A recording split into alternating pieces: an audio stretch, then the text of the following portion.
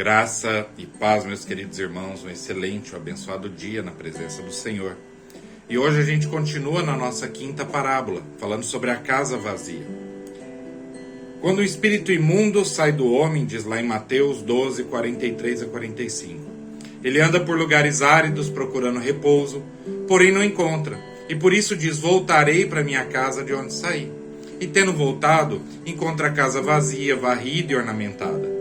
Então vai e leva consigo outros 7 espíritos, piores do que ele, e entrando habitam ali. E o último estado daquele homem torna-se pior do que o primeiro. Assim também acontecerá essa geração perversa.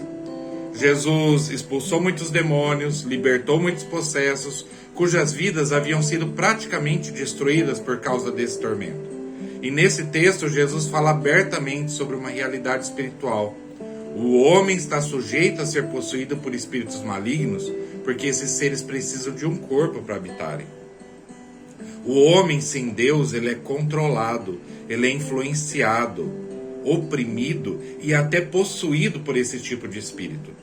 E Jesus nos mostra que é possível expulsar esses demônios dessa pessoa, mas fora desse corpo, os espíritos ficam em uma situação ruim e o que desejam fazer é voltar para sua antiga habitação. O problema é que quando o espírito volta, encontra uma casa vazia. Não tem ninguém ali para reclamar a invasão, para lutar pelo espaço, para requerer a posse. É um lugar perfeito, limpo e enfeitado. O segundo grande problema é que esse espírito não volta sozinho. Ele leva consigo mais 7 piores que ele.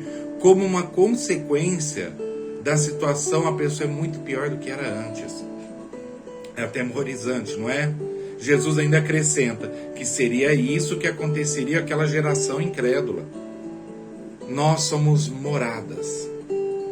E como tais, sempre vai existir algo ou alguém habitando em cada um de nós.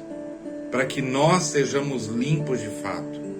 Para que nós sejamos saudáveis e protegidos. É preciso que o habitante dessa moradia seja o Espírito Santo. Ele nunca vai permitir que invadam, que pilhem ou governem a casa que pertence a ele. Ninguém é forte o suficiente ou ousado o suficiente para tentar. O homem precisa não de uma reforma, mas de uma regeneração.